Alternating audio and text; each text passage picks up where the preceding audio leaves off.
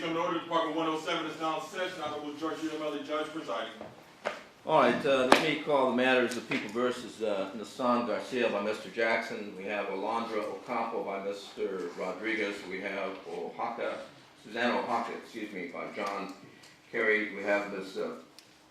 Plisner. Yes, sir.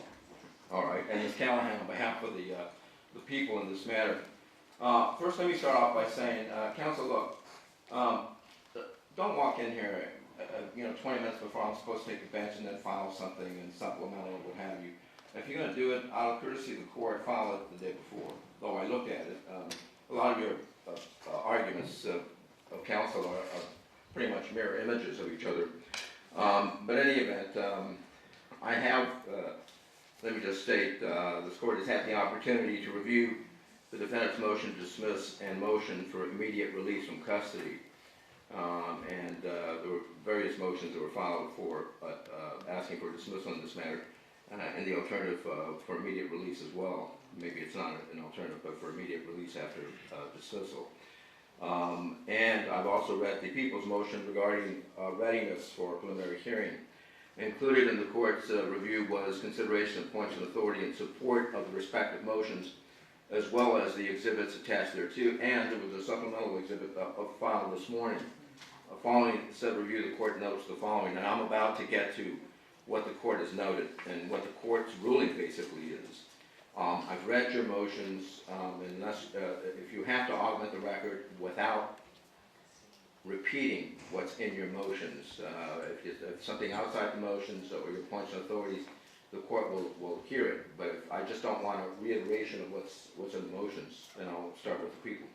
Your Honor, the people submitted our pleadings to the court prior to the time that we were served with either of the motions to dismiss. So our pleading did not address the arguments that are made in either motion to dismiss. Right. So we certainly have other arguments to be made in opposition to those arguments. All right. But other than that, the people's prior to receiving those, the people's arguments had been laid out in full in the document provided to the court. All right. Turn to defense counsel. Your Honor, as far as as the court noted, I don't want to just repeat and regurgitate what was already in the motion. I would just simply focus the court's attention on the harmony between the Love case and the Davis case. Okay. The court noted the Love case the other day. Nobody mentioned the Davis case, and nobody mentioned the fact, as a matter of fact, when the people were asked very pointedly by the court, were there time waivers in this case, the people's immediate response was yes, there were, and the court then noted the Love case. What they failed to mention was the July 16 intervening event, wherein they filed a First Amendment complaint, and there was, pursuant to 859B, an intervening or a triggering event, which was a new arraignment with no time waiver, and we are now outside that time waiver. Okay, and I saw that in your argument. All right. Anyone else? All right. Hearing no response. Oh, sorry. I just wanted to say I did not file anything that carried on behalf of Ms. Oaxaca. The reason I'm going to join the arguments of my co-counsel, just so the court is aware of that. But because my client is out of custody and not similarly situated, I did not file anything in addition. All right, so you're basically joining the motion to dismiss. Yes. All right. Let me just start off by saying that, repeating some of what I stated on the 23rd of September a few days ago, that under Penal Code Section 859B, it provides for dismissal of a complaint where an in-custody defendant is not given his or her preliminary hearing within a 10-day period, unless the defendant, of course, wastes time or the prosecution establishes good cause for a continuance beyond that period. If a good cause continuance is granted, then the defendant must be released from custody on his own recognizance. And Madam or Sir Interpreter, if I'm going too fast, let me know. However, where a defendant has waived his right to proceed to preliminary hearing within the 10-day and 60-day period set out pursuant to 859B, then, as I stated the other day, unlike Penal Code Section 1382, where a defendant can withdraw a previously given time waiver to proceed to trial within a timely fashion, the legislature has never codified a similar provision to allow for a withdrawal of a previously given waiver to proceed to preliminary hearing as provided for under 859B. In this case, and I understand the amendment argument that triggered a new time period. In this case, on June 21st, 2019, upon stipulation of counsel, and it might have been perhaps present counsel wasn't on the case then, but stipulation by counsel, the matter was set for a further bail review hearing and discovery compliance for July 15, 2019, and the matter was further set for preliminary hearing setting for August 2nd, 2019. I understand that an amended complaint was intervening during that time period, but nonetheless, counsel stipulated. The court docket reflects that a 10 and a 60-day time waiver were taken as well. Therefore, the fact remains in this court's eye that the defendants waived their 10-day period in which to have their preliminary hearing as provided for under 859B. And again, I understand the amendment, intervening amendment that counsel contends triggered a new period, but nonetheless, there was a stipulation regardless of that. Moreover, even assuming that a bench officer had made certain representations at the time that the time waiver was taken, I think on the last time you were in front of me, Monday, that bench officer, it was stated had made some representations that they could proceed to a preliminary hearing within a certain time period, and based on that, from what the court was able to glean, defendants relied on that and then gave their time waiver or agreed to a time waiver. Again, the fact remains that the prosecution was prepared to conduct the defendant's preliminary hearing within the 30-day time period as per the previously executed waiver and agreement by the defendants.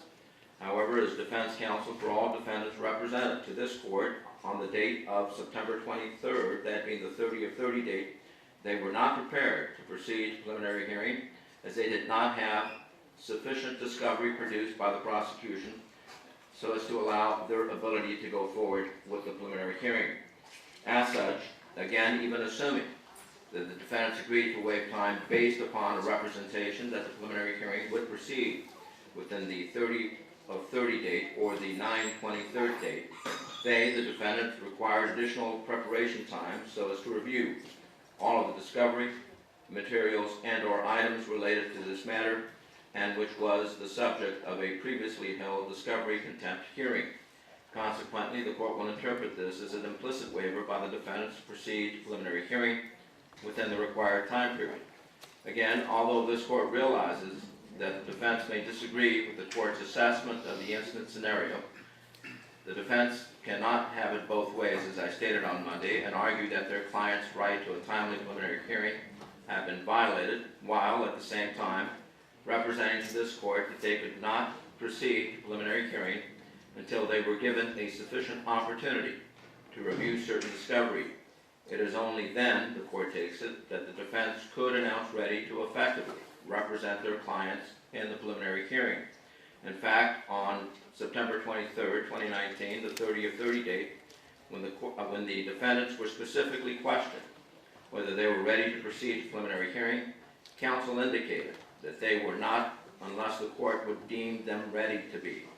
This is reflected in the following excerpts of the colloquy that occurred on the date of September 23rd between the court and counsel. By Mr. Jackson, quote, "We're not in a position to make a readiness announcement vis-a-vis the preliminary hearing, ready or not ready. The binary choice cannot be made at this point because of some ongoing, outstanding, very significant discovery issues that are as yet to be resolved." Period, end quote. Reporter's transcript on page 1. And this is the transcript of the proceedings that occurred before this court on Monday, the 23rd of September. Yet at the same time, counsel states the following. Mr. Jackson wanted to make it absolutely clear. He states, quote, "I absolutely did not, I want to make sure the record is very clear. I did not make the representation that we're not ready, and I'm not implying or asking for a continuance." Period, end quote, transcript at page 9. However, again, counsel makes clear that the defense is not ready to proceed due to discovery issues as seen by the following. Again, the court, quote, and this is this court, "All right, well, let me ask you this. Aside from the love issue," and we're talking about people versus love, "if the people were prepared to call their first witness, would you be prepared to proceed?" Question mark. By Mr. Jackson, quote, "If the court deems us," and the court interrupts, "No, I'm not deeming you anything. I'm asking you. If I ask you, if they call their first witness, and I said, okay, are you prepared? And I'm not deeming you ready, would you be able to announce ready by Mr. Jackson? I'm not in a position to make a readiness announcement at this point, period, end quote, transcript at page 18. And finally, at page 22 of the transcript, the following colloquy occurs. The court, defense has stated, without the court deeming them ready, that they would not be providing effective assistance of counsel. I take it, and that's what I assume. If you were to proceed,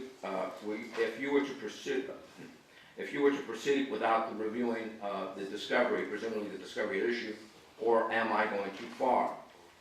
This is by Mr. Jackson again at page 22. All I'm saying, Your Honor, is that we are not in a position, I don't think any of us are in a position to make a readiness assessment at this juncture.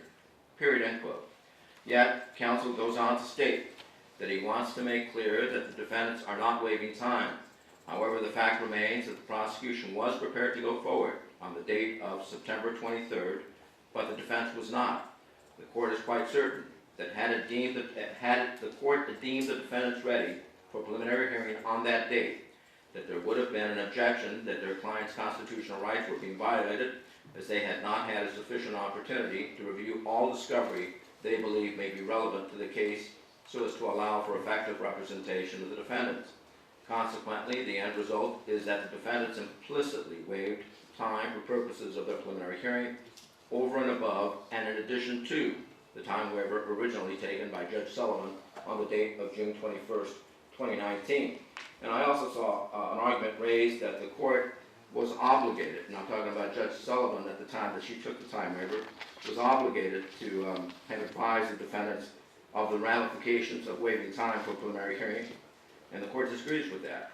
I think that the advisement should have been something to the effect, as any standard judge does, and I've been taking time waivers for many years, something to the effect that you have a right to proceed to preliminary hearing within 10 days. However, counsel have stipulated to continue this matter, and there was a date given. Do you agree to that time waiver? That's the kind of time waiver that was necessary.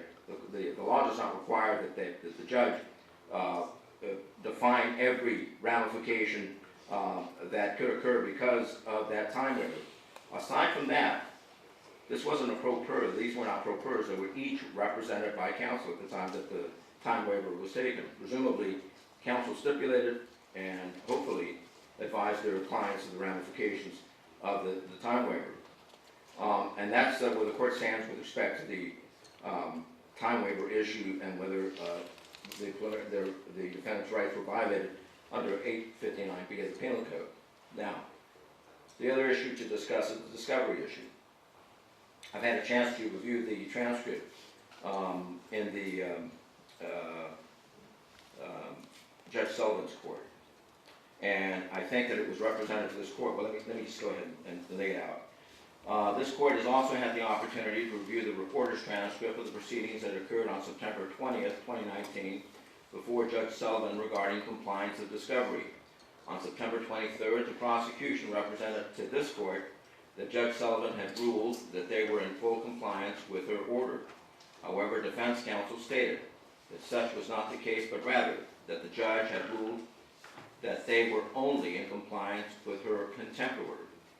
After review of the aforereferenced transcript, the court noted that based upon the discovery that had been delivered to Judge Sullivan's courtroom on the date of September 20th, and the judge seemed to put a lot of reliance on that, based upon the fact that discovery had been delivered to her courtroom by a representative of the prosecution, that compliance with the court's order had occurred. In fact, the court indicated the following, quote, right now, the people have complied with my order, period. The evidence is in front of me, period. You guys have to figure this out, period, end quote, reporter's transcript of the proceedings of September 20th at page 101. Bottom line is, it appears that the court is agreeing that compliance up to that point had occurred, but that there were certain things that had to be worked out. Now, the court's order at issue purportedly refers to the original order signed by Judge Sullivan on September 13, wherein she ordered the prosecution to provide all defendants, quote, full access to all evidence in the possession of the people. This order specifically includes, without limitation, all forensic capture, downloading, and analysis of any and all metadata on any and all electronic devices in the possession of the people. The people shall provide full access pursuant to this order on or before September 16, 2019, end quote. That's it. I'm looking at the order. I took this directly from the order. Consequently, it appears to this court that there are, number one, still some issues regarding discovery, and I think that Judge Sullivan asked you guys to step out or figure out how you're going to work out the details.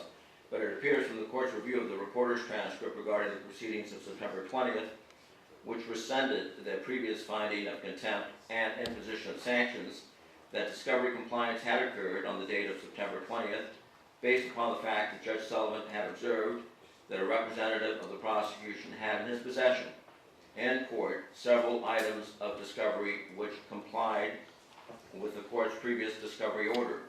It is also clear, as I stated from the transcript, that counsel was to work out certain details and/or specifics regarding the discovery.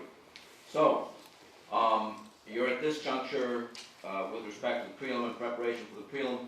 There's still some outstanding discovery with respect to trying to work out certain specifics. I understand, based on what I've read, that some of it may not be, or at least the prosecution is not inclined to release it because it may have child pornography and or things of that nature. I know that the judge, it appears, signed a protective order. Is that correct? With respect to that? All right. So I'll hear from the counsel. And I also saw on a declaration, I believe it was your declaration, Mr. Jackson, that you were asking, I don't know, part of discovery, perhaps, but that the names and locations of the minor victims be provided to you. Is that correct? That was not my declaration. That was not? I think it was Mr. Mason's. Was it? If that was addressed, it was Mr. Mason's declaration, because he's the only one who filed the declaration on it. It was Mr. Jackson's declaration, but it was That's not, what I thought, it was not with respect to the names and identification. We want them as witnesses. We want to serve them. We asked, and this was these were the discussions that Mr. Jackson's alluding to. And we've had numerous discussions with the people on this issue. If we're going to have a preliminary hearing, there are 4 complaining witnesses. We would like them here. We'd like to subpoena them. The people will not tell us their names, their addresses, their contact information. We ask the people to facilitate service of a subpoena or to agree to bring them to court. And that's something that all of us on the defense side, when we were on the government side, did routinely. The people have told us no. And in fact, the specific representations from both of the assigned prosecutors in this case is they will never make these witnesses available to us in any form, and they intend to try this case from start to finish without the defense ever knowing who they are, without bringing them to court. They're not going to bring them to the preliminary hearing. They're not going to accept subpoenas. They're not going to assist us in serving subpoenas. We have subpoenas. We have them ready. We've given them to the people. We can serve them on the people or any representative of the people. But I think we have a right, if we have a preliminary hearing, to have those witnesses served and present. Well, let me just state, counsel, 2 things. Obviously, you know the preliminary hearing is different than a trial, and that Proposition 115 allows for law enforcement or personnel of that nature to testify on behalf of witnesses without the production of the actual witnesses, providing the officer is post-certified or has 5 years or more on the force. Additionally, how do you get over Penal Code Section 866? Let me finish. And that is this. You have to make an offer of proof to the satisfaction of this court that those witnesses that you want to call can either provide an affirmative defense, negate a charge, an element of the charges against these defendants, or impeach a prosecution witnesses, that they would do that, not may or might. If you don't have that, then you have no right to call them, and you have no right to discovery at this juncture. That's not to say that as we get to trial you would, but at this juncture you have no right unless you can represent to this court that they would, not might or may, do one of the 3 things. Go ahead. Your Honor, that was an issue that we wanted to address with the court in Sure. camera, and we are prepared to make those offers approved. Okay. All right. I'll hear you out. Anything you want to add? Your Honor, the only thing I would add is that we would object to any in-camera showing. I believe that the code is clear that the prosecution has a right to hear whatever offer of proof that they have. We have requested discovery from the defense repeatedly from not just this counsel, but previous counsel on this matter, and received none. In fact, Mr. Jackson made it clear to me We don't know who the victims are, we have not spoken to them, we don't know what they have to say, so I can't give you any discovery regarding that. So I have to assume from Mr. Jackson's representation that that is in fact correct. So I would object to an in-camera showing. Okay, well, and why are you asking for an in-camera? Would it tend to, what's the reason for the in-camera? Because it would tend to suggest or disclose trial tactics, trial strategies, defense strategies that we don't believe that the prosecution is entitled to. If Ms. Callahan has a code that says she's entitled to an offer of proof, I'd like to hear what that code section is. It's Penal Code Section 866. All right, well, I don't want you speaking to one another. This is what I'm gonna do. I'm gonna have the in-camera. After hearing the in-camera, if I think that there is something that the prosecution should be privy to, the court will make it available to them. And I will have a reporter present, yes. I do just want to also note that that information is protected pursuant to a 1054.7 motion that was granted in the order that was issued consequently by Judge Hereford. So. You have that order? It was an oral order, Your Honor. And what's the effect of what? The effect of the order was, so the Jane Does filed in the complaint were already protected by an order from Judge Tapia at the time of the filing of the complaint that they referred to as Jane Doe for all proceedings. Subsequent to that, the people filed a 1054.7 motion based on some other very significant safety concerns that were brought to our attention as to both victims and witnesses. We had a 1054.7 proceeding in front of Judge Hereford. Judge Hereford issued an order in effect saying that in addition to the requirements that are currently existing, that the name, address, phone number, etc. of these individuals be protected, also ordering that any information that would identify those people or any of that information is protected. Okay, all right, and this was Judge Hereford? That's correct, Your Honor. Yes. Your Honor, just as a matter of logistics, we have not heard the court make a final ruling on the motion. So before we get into evidentiary issues, before we go in camera, before we start talking about the preliminary hearing, which is where we're heading, Right. I need an order from the court significantly defined, because that's going to impact what we ask for or what we do next. An order to what effect now? I'm sorry, I said an order, a ruling With respect to what? to our motion to dismiss. The motion to dismiss is denied. Yes, and I thought maybe it wasn't as clear as I thought, but I find that there. It was I find that there implied. was- Yeah, okay, it was implied, yes, motion to dismiss is denied. I want to make sure to make a record, in the event that you take a written, I want the reviewing court, to make it clear for the reviewing court. Yes, Mr. Chair.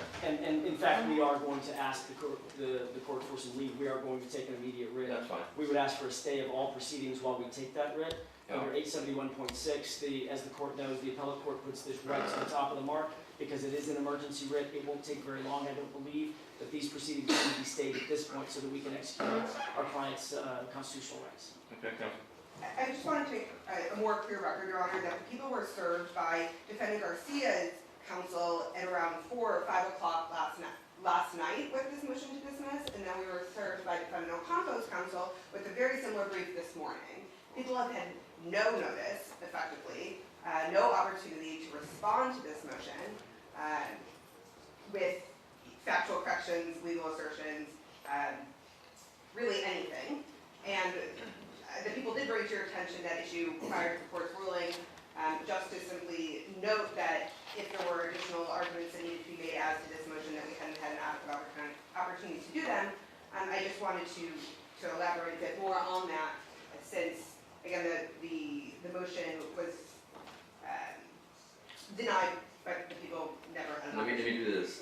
If whatever happens today, and I'm going to go have an encounter with my court reporter, with counsel, regarding the disclosure of the child witnesses that they would like present for the preliminary hearing. I want to hear what they have to say with respect to the factors outlined in the Penal Code Section 866. The motion to dismiss is denied. Motion to release OR or however is also denied. I do find that discovery is ongoing, but up to the juncture that Judge Sullivan had it appears to have been complied with, and so I'm going to go back now. I will allow counsel, I will set another date where you can, after having reviewed their points and authorities, and I don't know if you obviously didn't file a response because you just were served, you can augment the record So let's go back. I'll invite the council to come back with us. Madam Reporter. Your Honor, if I could, if the proceedings are gonna be stayed, then it seems to me that there's no reason to have this in-camera hearing. I'd like to make a ruling on that with Okay, respect to that, okay, so. thank you, Your Honor. Yes, all right. Let's go. Your Honor, can I take the defendants back upstairs? You may. Upstairs? No, not yet. You come back here. Want to wait till 6 defendants back there? 6. Okay. How long do you think this is gonna take? 10 minutes, 15 minutes most. Is that bad for you? I have space available upstairs. Okay, let's make it happen.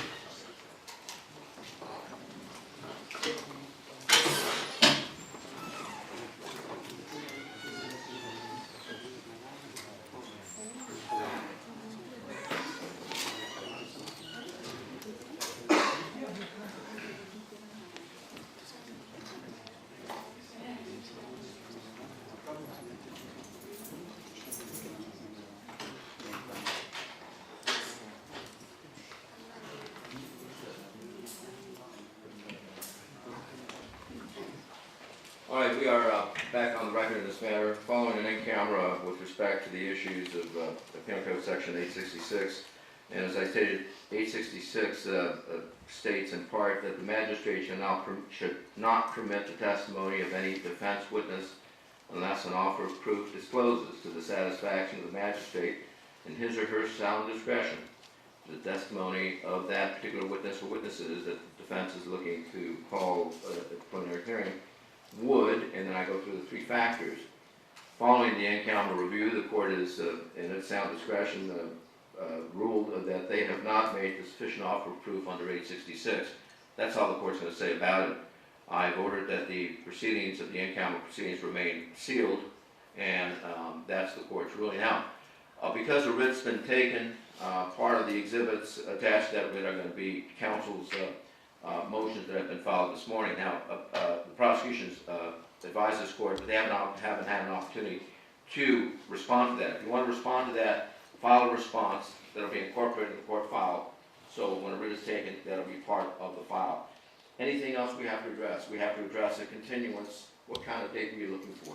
Your Honor, I think if the court, I will stay for the proceedings. Well, we got to get it back on calendar for status of some sort. I don't think so. I think we hear back from, I think the procedure is we hear back from the appellate court, and then the appellate court tells us when to put it back on calendar. Well, and you're right. For all purposes, all proceedings are stayed. Right. For both cases and for housekeeping purposes, I will set a date for status. That's fine. If we haven't heard anything, then I'll get my clerk to call our counsel, call you guys all off. Okay. If we've heard something in the interim, we'll certainly know about it. How's that, okay? Give me a date that, I don't know, 40 days, 30, 45 days, or whatever. Proceedings are stayed pending the taking of a writ by defense. Is that what you're requesting the proceedings be stayed because of a writ? Is that correct? It is, Your Honor. All defense counsel join? I'm sorry, That the proceedings be stayed pending a writ? yes. All right, very good. Your Honor, if I could have a moment Sure, to go ahead. consult my calendar, date, 24th, maybe 25th. The 25th, that's the judge's seminar, so everybody's there. Okay. 28th? No, that's a Monday. You review November 1st. Ms. Blizner? You want November 1st? The only reason I don't is because we were an 8:30 court, and I have 4 children that will be trick-or-treating the night before. Pick another day. I remember those dates. I have 2, but they're not children anymore. How about the 30th? That's a Wednesday? Isn't that Halloween or is that? 31 is on No, it's the day before the chaos. Oh. Aren't you getting their costumes ready on the? I'm okay with the 30th. On the 30th? 29th? Or next time. Oh, okay. Let's do the next week. What about, look, it's only for status. Right. If nothing happens, we'll call everybody off. Just take it off calendar. That's Yeah, fine. take it off calendar. How about the 5th or the 4th? Actually, you wanted a Monday. No, Your Honor, I was just suggesting a date. I don't Okay, need Monday. how about the 5th, the 4th, the 6th, the 7th? 7. The 7th, 7th is fine. okay.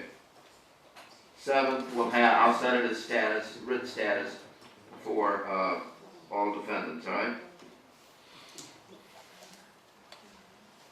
All right, that'll be the order. People, if you want to file a supplemental response, make sure you incorporate it in the file. Yes, sir, what date, would the court suggest that be completed by? I don't know, what do you mean completed by? Or have the motion filed by? Well, they're taking a writ, and I don't know how quickly they're gonna get it prepared and filed. What is your estimation on that? Your Honor, I would expect that we can have it filed.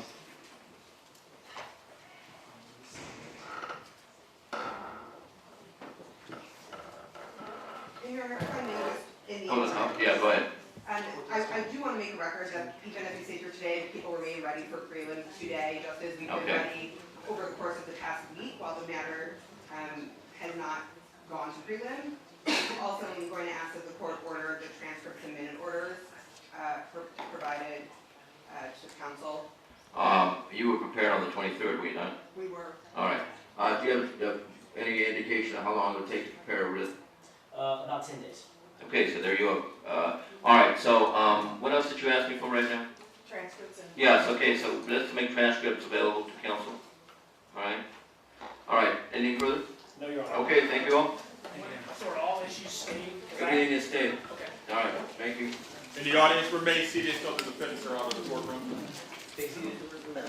Were they arraigned on the amended complaint? That was going to be my next question, Your Honor. All right, let's arraign them on the amended complaint, and all proceedings will be stayed.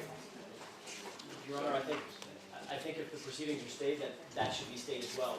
We can always do that down the road. It's all, next time, once we reinstate the proceedings, just remember to arraign, and that'll be it. It doesn't matter. Okay. So we can do it now, we can do it then. All right? That would be my preference. All right, David, remind me, make a note to be arraigned on the amended complaint. Thank you all. Thank you. All right. Please remain seated till you're instructed otherwise.